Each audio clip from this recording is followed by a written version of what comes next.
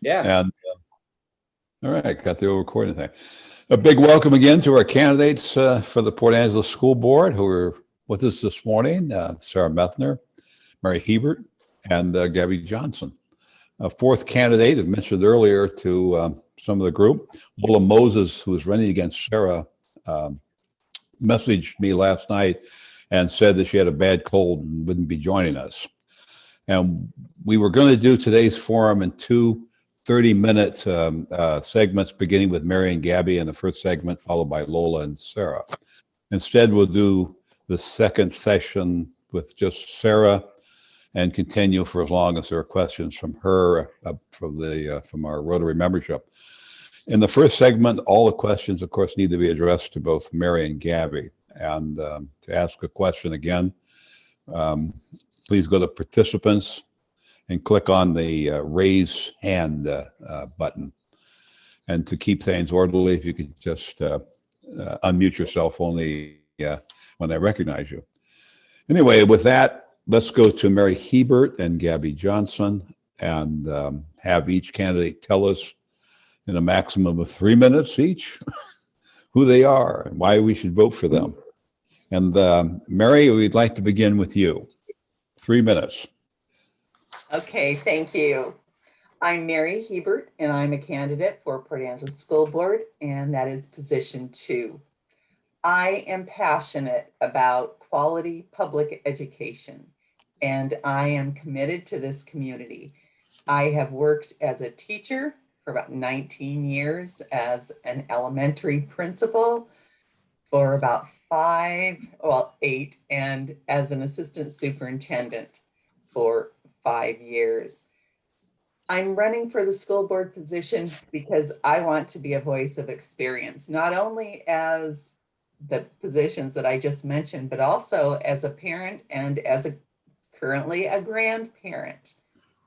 So I'm looking for positive solutions for our students during these unprecedented times. COVID is impacting our students, our lives, and our community. So I'm making a commitment to focus as an individual school board member on 3 parts that I'm passionate about: commitment, collaboration, and communication. Commitment to our community, and especially in the role as a school board member, but for me in particular, student success. I'm looking for innovative solutions that pop up during this time because we're faced with a very different atmosphere because of COVID and the pandemic. Collaboration.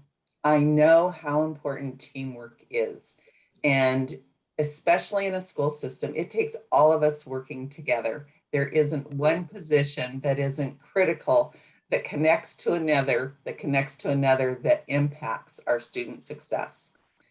And then communication. And I believe that as a school board member, the communication between our community is critical. So I am committed to student success. I am committed to our community, and will be sure to focus on those 3 parts in particular as I do my work. Thank you. Thank you, Mary. Gabby, over to you. All right, thank you. For those of you that don't know me, I'm Gabby Johnson. My husband and I are both 2002 Port Angeles High School graduates, and we are parents to 7 amazing kiddos, 5 of who are currently enrolled in the district. We currently have a 10th grader at the high school, an 8th grader at Stevens, and a 6th, 5th, and 2nd grader at Roosevelt, which leaves 2, and those are our twins that should start kindergarten at Roosevelt next year. Unlike my opponent, like I said, I have kids at every level of the district, and the way our kids are spaced, I will for some time to come. Only one board member currently has kids in the district, and I feel lack of family representation is something that needs to be fixed immediately. As we all know, the last year and a half has been some of the most difficult times in our lives, and the effects on our kids, both academically and socially, is something that I feel is going to haunt us for years to come. I offer an outsider perspective into the happenings of the district at every level. Yes, my opponent does have 34 years experience in the district. However, that is history, and it is a stark contrast to my fresh new perspective. I feel now more than ever, it is imperative to bring fresh new ideas to the table. Without change, our district, nothing can grow, including our district. I think if there's one thing the last year and a half has shown us, is that these are waters we have never navigated, and new innovative strategies are necessary to get these kids back on track. My husband and I worked full-time through the entire pandemic, all while helping our kids succeed during their remote learning. So we've seen the good, the bad, and the ugly. And again, it's just that perspective I feel I can offer moving forward. Ever since our son's first grade year, I've been regularly involved at Roosevelt, whether it's been serving on the PTO, helping out in the building, field trips, you name it, I've done it. It became very obvious to me early on how truly important school is to these kids, not only scholastically, but for many of them, these buildings are the only place where they know they're going to have a good meal, receive the attention that they need to grow and thrive. I've always pondered how I can get more involved, so here I am. I've had several people ask me why do you want to do this? And my answer is simple. It's for every kid in this district, not just mine, not just, my nieces, my nephews, but everyone. The students of Port Angeles. I want what's best for this community. And I think we have to start, with our kiddos. The passing of the capital levy was huge, obviously, for our community. I will always ensure there's financial accountability and transparency within the community as we move forward to make sure that future levies and bonds are not met with voter hesitancy. If elected, I promise I'll be a voice for the families of our district, as we move through these challenging times. Thank you. All right, thank you, Gabby. All right, now questions from the membership. Again, to ask a question, please go to participants and raise your electronic hand. And for our first question, let me go to Laurel Black. Laurel?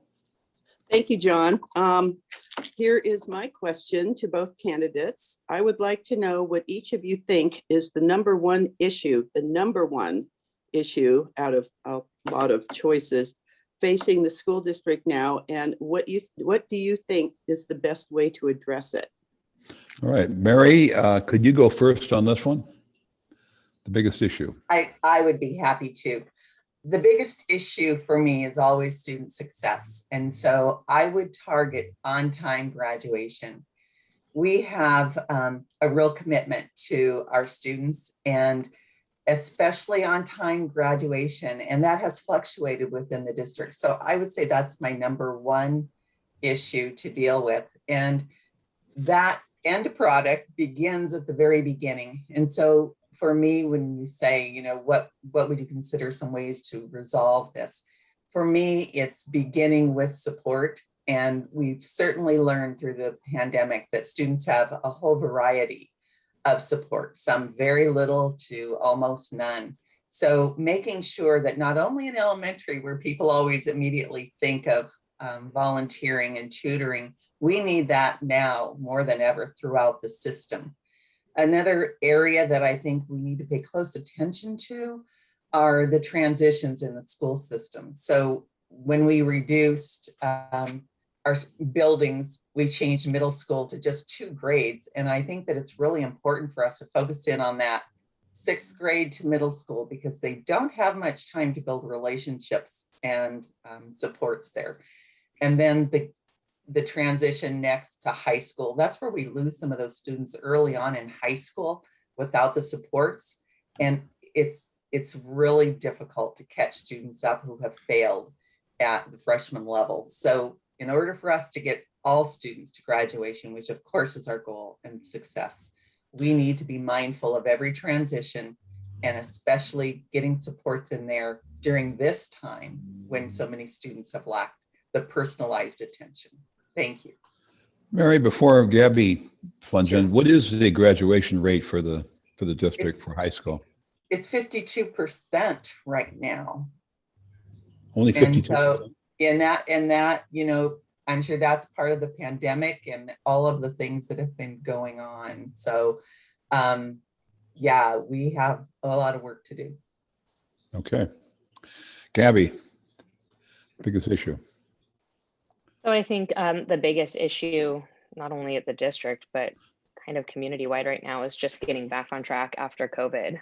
And I know that probably seems like the easy answer, but really, I've seen with my own kids and their friends, as we're transitioning back into, regular learning, not only the academic catch up that needs to be made, but more importantly, the social piece. When my middle schooler started, school in the fall, she came home literally every day, the first probably 2 weeks of school, telling me about, conflicts, whether they resulted in kids yelling at each other, trying to fight. And I looked at her one day and I said, "What is happening?" And she's like, "Mom, no one knows how to exist with each other." And she said that, and I remember it really hit the nail on the head for me, is these kids are going to need so much support just transitioning back into existing as normal functioning kiddos, as we move forward. So I think just offering the support that the students and families need moving forward, not only academically, but socially as we get them back to their normal, is of the utmost importance. Okay. Before we get there, we have Kathy and Norm. We also have Sean. Sean, our president-elect, has a question. Sean, do you want to go ahead?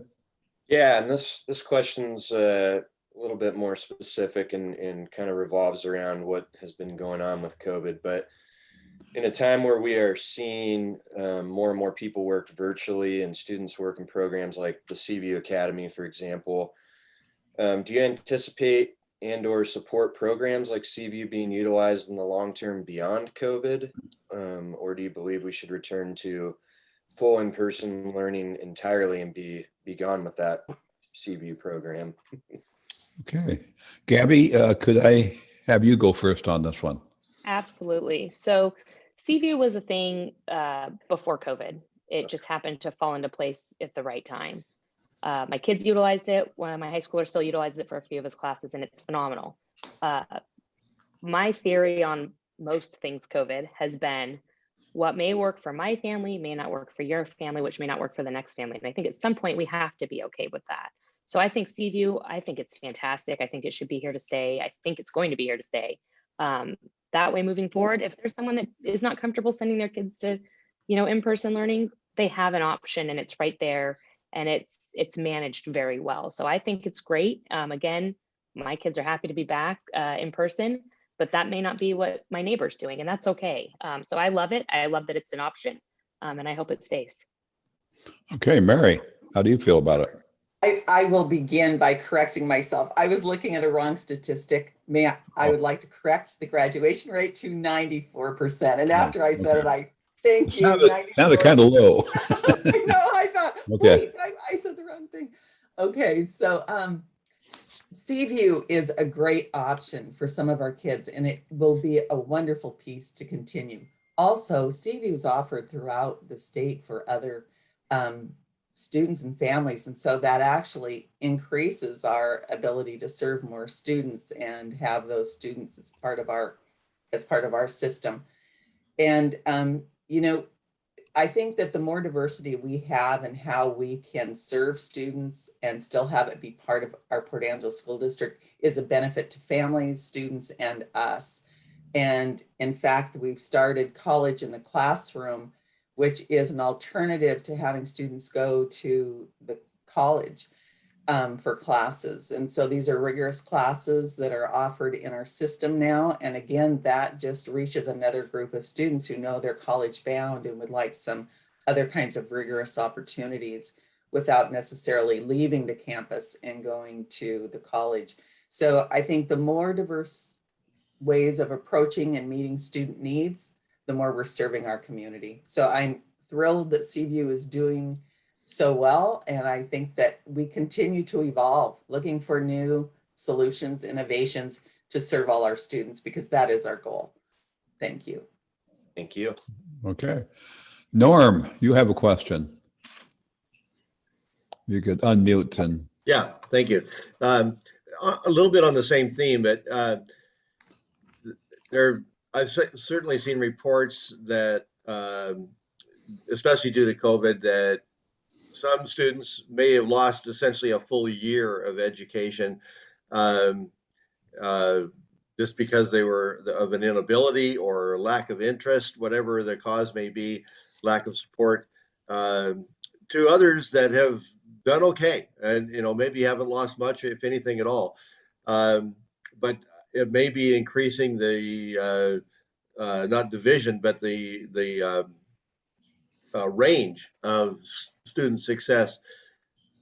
And now that we're getting back into something that's a little bit more normal, I'd like both candidates to say what have, in your opinion, what have students lost academically in this last year? And as a school board member, you're limited. You're not going to be out there in the trenches and teaching in the classroom. But what would you direct the school to do in order to begin to correct some of that loss? Wow. Okay. Mary, if we could have you go first to answer this one. Absolutely. The learning gap is one of the biggest challenges. And, you know, we want families to recognize that we're taking students where they are. We don't need anyone to carry guilt about what they were or were not able to do during these difficult times.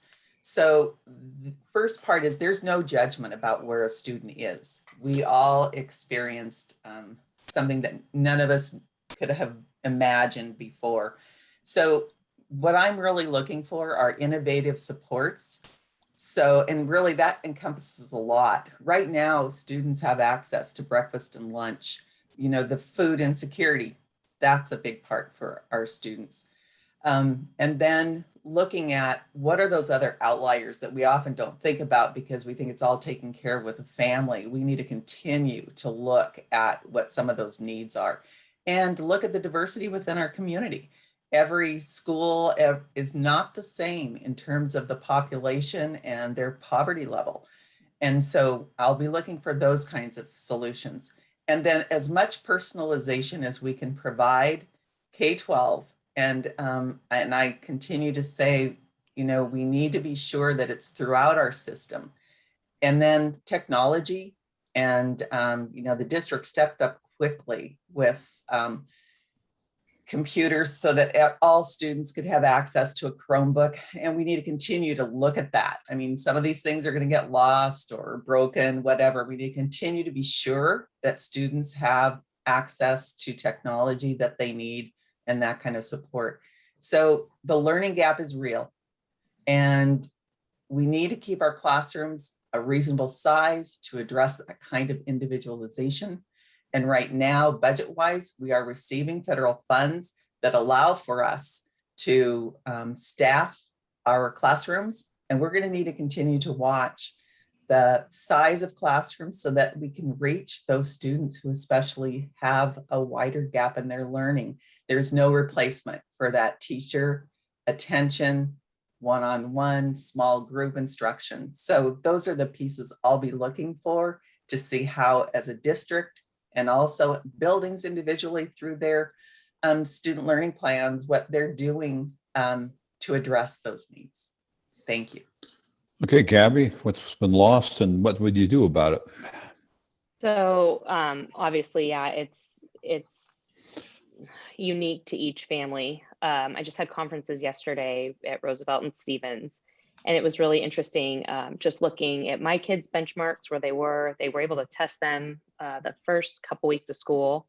And like the reading test, I love it because the test they're doing now, it shows like, okay, your daughter is at a 7th grade 1-month level. So it was really interesting for me to see, okay, this is where my kids are versus, well, where would they have been if we had been in school last year? That being said, I know there's probably a lot of families that got those results that were a little bit stressed with them. So I can say from what I've seen, our teachers and our administrators are doing a phenomenal job of zeroing in on what each individual kid and family needs. I see it every day. I hear about it every day. And it literally makes me so proud to say I'm part of this community because we are doing a fantastic job of, you know, again, taking the kids where they are and working forward to get them where they need to be. So I just think we need to continue to support the teachers, the admin, the buildings, however they need it, to make sure that these kids get the individualized, help that they need to get them where they need to be eventually, without causing too much stress. Because let's face it, it's been a long enough 1.5 years for them. So I think we just need to keep doing what we're doing and plugging forward. And you know, like I said, from what I've seen, they are doing a phenomenal job in the buildings of making that happen. Okay, thanks, Gabby. Kathy Presley has her hand up. Kathy? Uh, Very quick question. What single quality would you bring that makes you uniquely qualified for this position? Okay, good question. Gabby, if you could go first on this one. Yeah. First and foremost, out of anything I do in my life, I'm a mama. And I think there is nothing like a mom's perspective as to what's happening. And that being said, I see it at every level. I see it at the high school, I see it at the middle school, and I see it at the elementary school. Every day, it's what my family lives and breathes. So, I can't say I have a gazillion years experience in education, but I can promise you I bring that mom's perspective that I think is so necessary, especially after the last year and a half these kiddos have had. Okay. Mary, your unique qualifications. Thank you. I was at home with my 2 granddaughters last year, and I got to experience, just what families across our community were experiencing. And I just thought, it is a tough job for all the teachers to prepare the kinds of extravagant materials that they had in front of our kids, and for the students. And it was at that time that I thought, you know what? I want to be involved. I have had every perspective within this school district as a teacher, and I know what that work is. I worked that long and hard. I know the challenges. I have the perspective from a principal, and I wanted that career because I knew what teachers needed for support. And I thought, this will be a career that I can provide, my experience as a teacher that's real life in terms of talking about difficulties, talking about students, because I've done that. And then when I became assistant superintendent, that was a whole nother perspective. And so I was responsible for elementary principals. I was responsible for human resources. And so I negotiated with all of the unions within the school district. So I know, and that's when I say that it takes all of us working together as a team and a big collaborative effort, because there isn't one position that we don't need in the school district.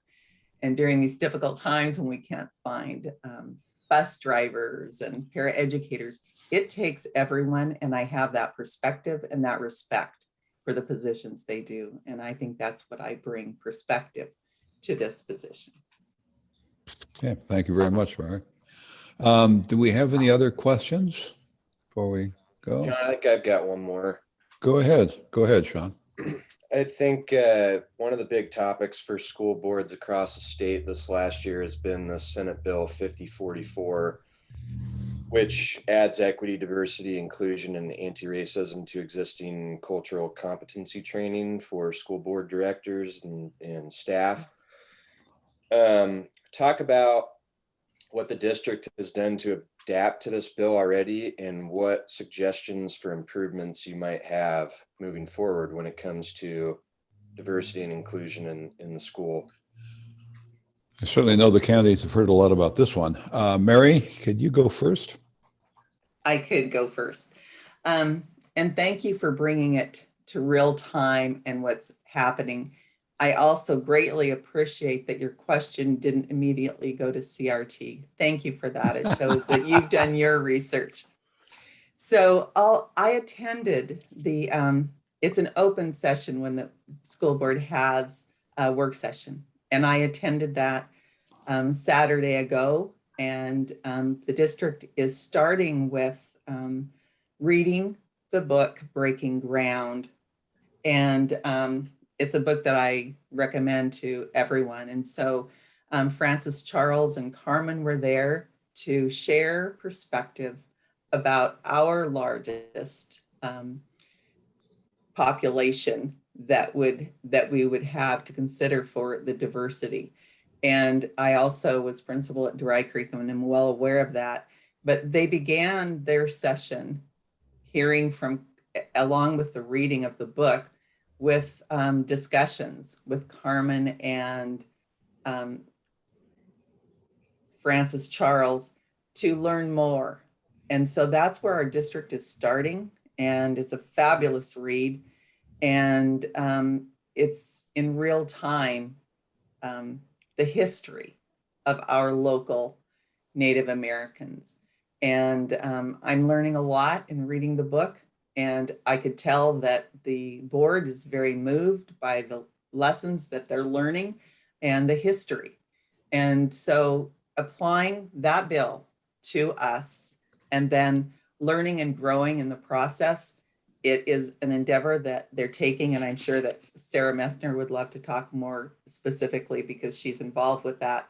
But I am very aware. I attended it so that I could become more aware of what is the learning that they're wanting for the school board staff, so that we're all more cognizant and able to apply the diversity and experience and have a greater appreciation for what we face locally and especially our tribes. So thank you for this opportunity to respond to that. Okay, Gabby? I have to agree with Mary. Thank you for not going straight to CRT. That was my first question ever at my first forum. So that being said, I think, the diversity piece, especially here in our community, I have all the faith in the world that our board and our district is going to use that as a positive, and I feel like knowledge is power, right? You can't learn enough. So that being said, just my little tidbit on that is, moving forward, I have all the faith in the world that they will do that properly and they will use it to their advantage. That being said, it is for the adults. This has nothing to do with the students at the moment. And I think moving forward, if it is something that, goes down into the students, I just want everyone to be mindful and cognizant of the state of our world, which I think, talking to board members, we all are. And I would hope that moving forward, this is used as a mechanism to unite everyone rather than divide anyone any more than we already are.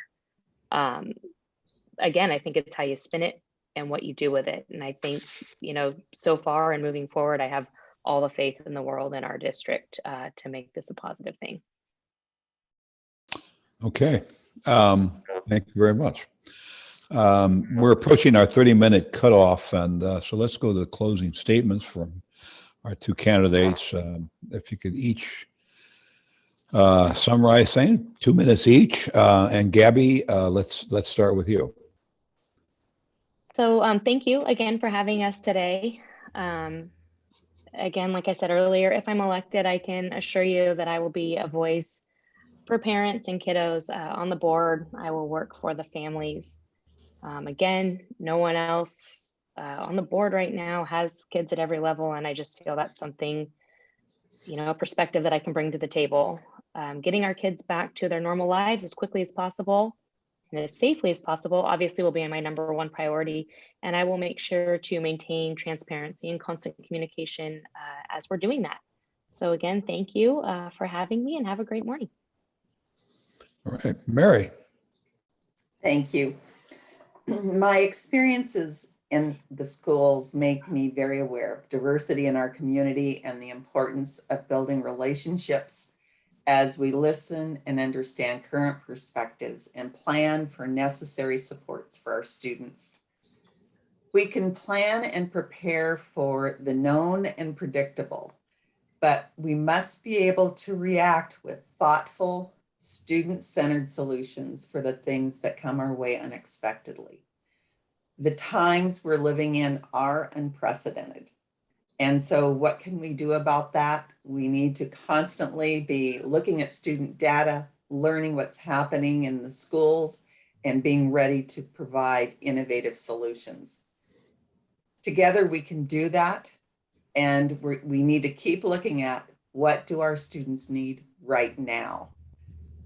It will require collaboration, effective communication, and commitment, and a willingness to work together so we can celebrate our successes as a community. And so looking back on my career, these experiences that I have had have prepared me well for a role as a school board member. It's about relationships and perspective. So thank you. I appreciate your support and I value your vote. Thank you for today's forum. All right. Well, thank you, Mary, and thank you, Gabby.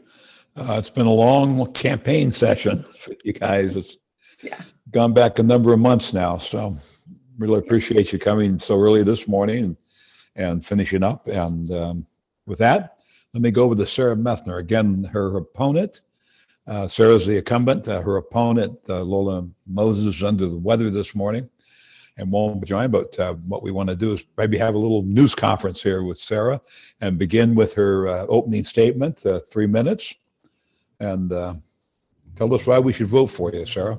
Okay, thank you, everyone. And thank you for having this forum. I know it's very close to the election, but it's nice to get to speak to every group. So I'm running for the Port Angeles School District. Again, I've been on the board now for 12 years. This would be my 4th term.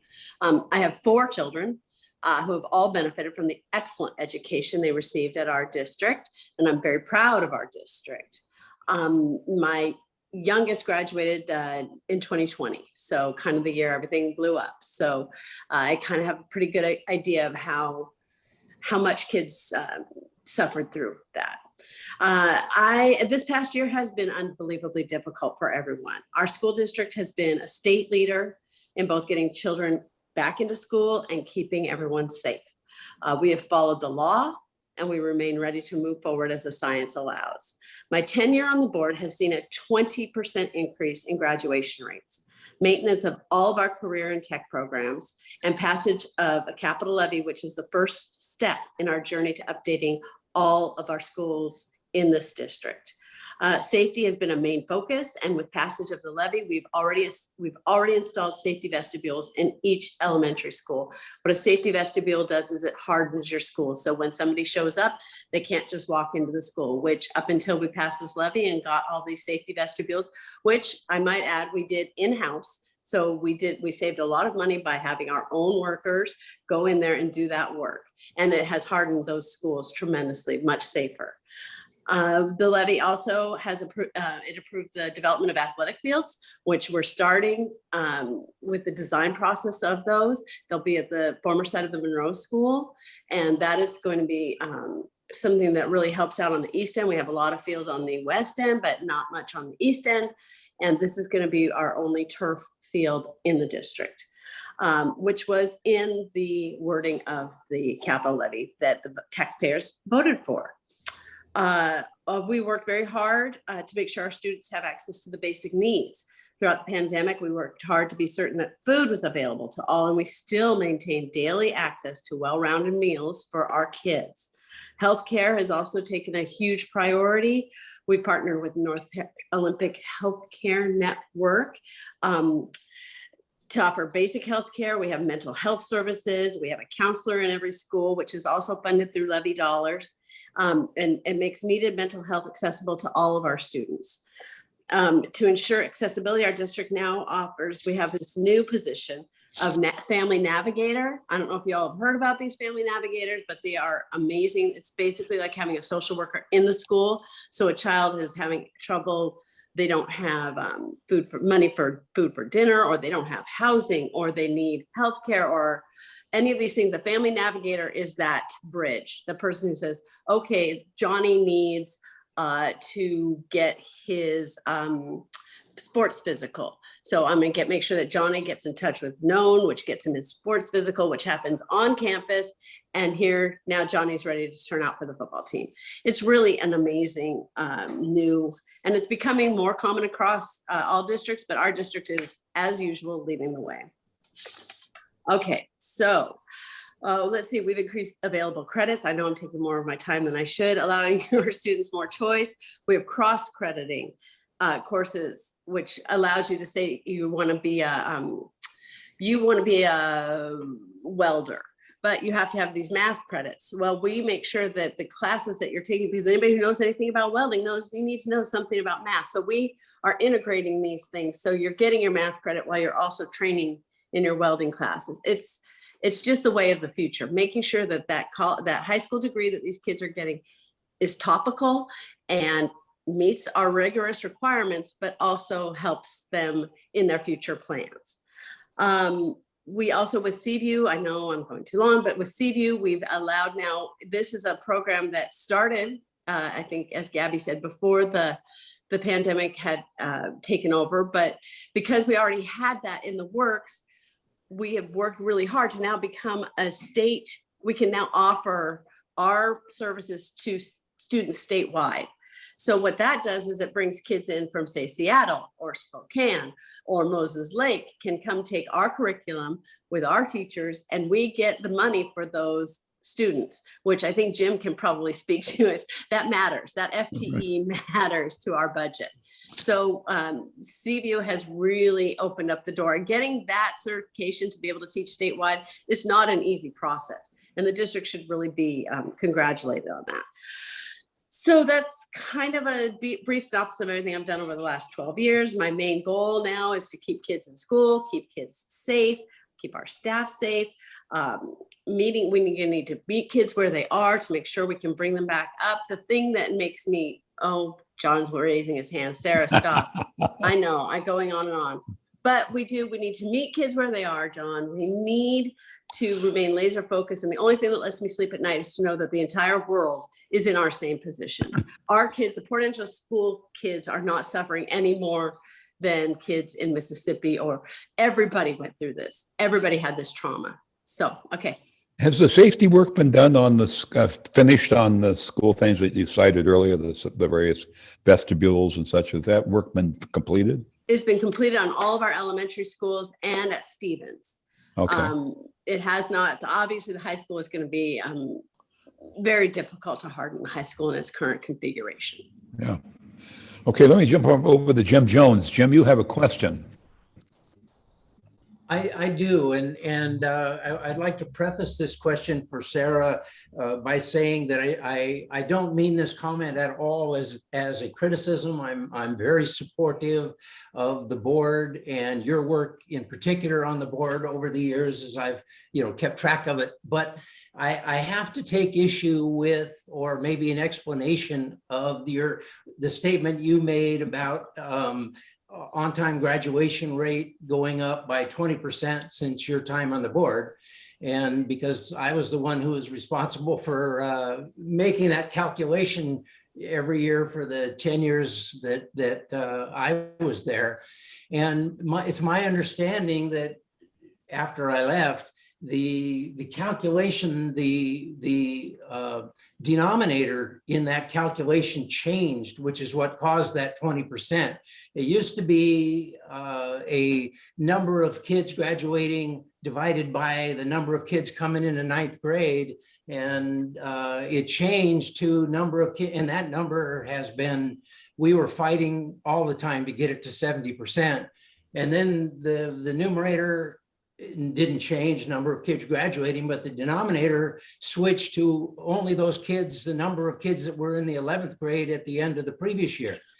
And I understand that is a calculation that was, or at least I think I understand that the calculation was suggested by OSPI to give consistency among all school districts in the state. But I just wish you'd comment a little on that if my understanding is correct. Jim, your understanding is mostly correct. Yes. What was happening was they were taking kids from who had enrolled in the district, I believe it was in the 8th grade, and then took your number of kids who graduated. And there was no delineation as to who had moved elsewhere. So you were being punished for kids who, you know this, Jim, who had moved out of state or who, for whatever reason, we couldn't keep track of. So we were being unfairly punished. So what I can only go on is the OSPI numbers. So when I started in 2009, we had a 72% graduation rate. And this year we have a 94% graduation rate. And yeah, and it also, but that's our 4-year on time. That doesn't even include our 5-year, which is something that also wasn't taken into account.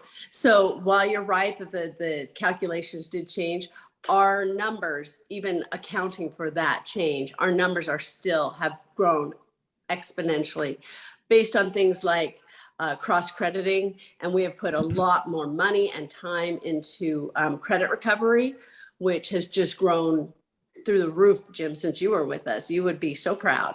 But the number of credits that these kids can recapture that they were not able to recapture in 9, 10, 11, now they're getting those, which is upping our graduation rate a lot. But, and that's accurate. This is the thing I really want to convey is that kids are getting an accurate diploma from our school district. It's not something where we're just, oh, let's just shove them through. Let's just get them through so they get their diploma so we can raise that rate. They're getting an accurate diploma. They're getting a real diploma. And I'm very proud of the diploma my kids have.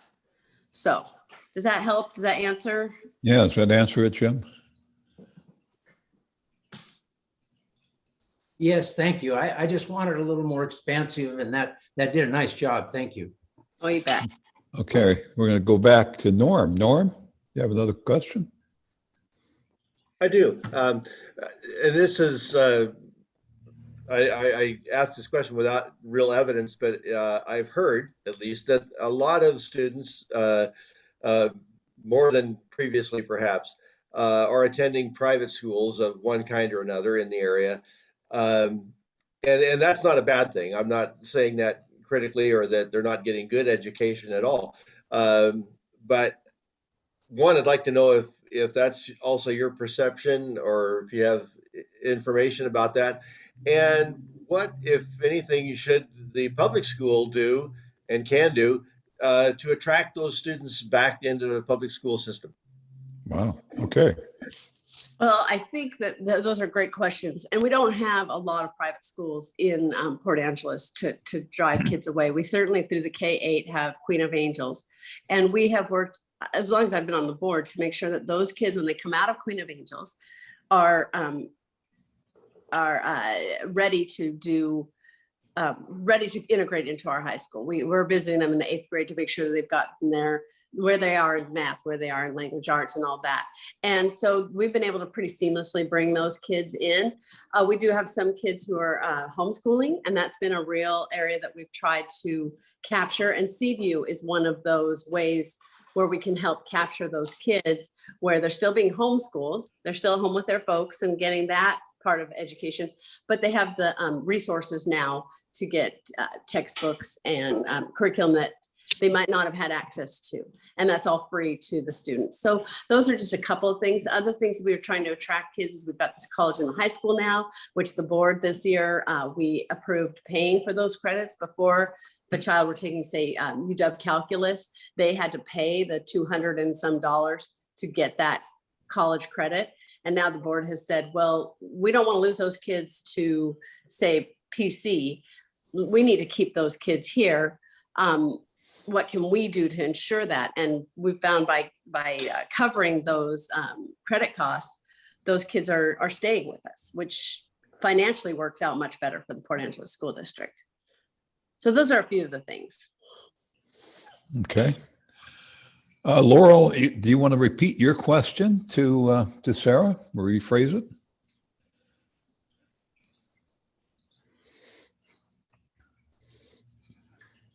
Laurel, are you? Sorry. Oh, go ahead, please. Yeah. I would like to know what you think out of all the things that you listed, which are all important. What do you think is the number one issue facing the school district right now? And what do you think is the best way to address it? You can only pick one. Okay. The biggest issue facing, there's so many good issues that are facing us. I can't answer just one. Obviously, learning loss is going to be our main thing. And that's what we are focused on, laser focused on trying to narrow the gap.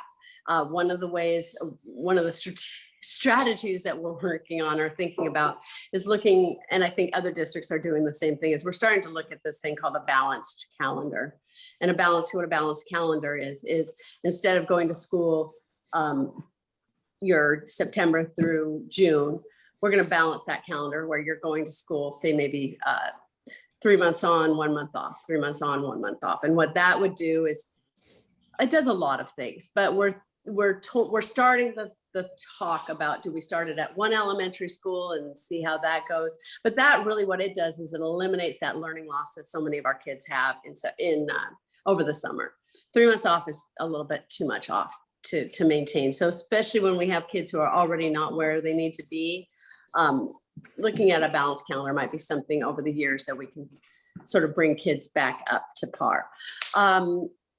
So I guess learning loss is one. The other really big one is our facilities. Our facilities are just not where they need to be. And I worked on this 20-year plan that we have where we're going to work on all of our schools, and I am very committed to keeping our tax rate at a stable level throughout the whole redesigning of our school district.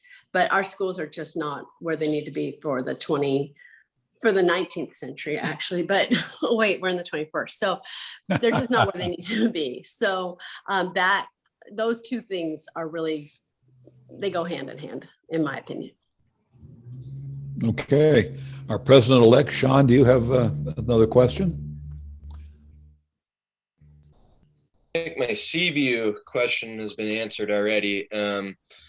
But I guess I can ask, from a financial standpoint, obviously there's been the challenges of getting the levy passed over the last few years. And then my wife's a teacher. She's a first grade teacher up at Franklin. So, I know their battle to get better pay through the McCleary decision a couple years ago as well was another big thing for the district. But what is, in your opinion, and it's probably going to be relating to getting the schools improved, but what is, in your opinion, the greatest financial challenge for the school district moving forward?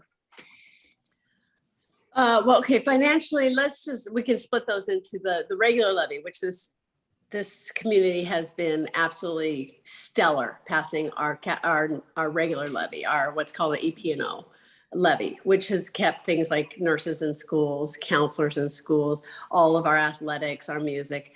We have been a great community for that. In terms of getting our facilities fixed up, that's gonna, I think, in the long term require that we pass a bond. A capital levy, as you can see, people are saying, well, why isn't anything happening? Why isn't Stevens? We passed this levy and now the Stevens hasn't happened. Because with a levy, right, you have to collect all the money before you, not all of it, but most of the money before you can get started.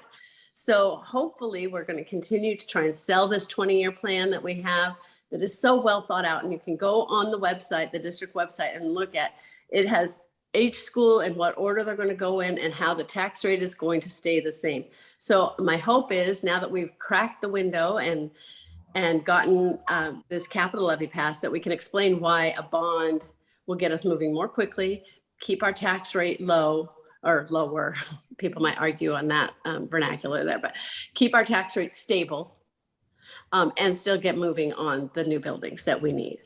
So in terms of teacher pay, that's a whole other kettle of fish. And what I can say is the Port Angeles School District has not laid any teachers off or we have managed all of our finances through attrition. And that has been the case pretty much my entire career. So that is something I'm pretty proud of, that we haven't had to. There were some districts, particularly there was a year, I think Jim Jones was there that year, when they cut us right in the middle of the year. They cut our apportionment and we maintained our staffing. And I am committed to always maintaining our staffing. Okay. We're approaching 8 o'clock.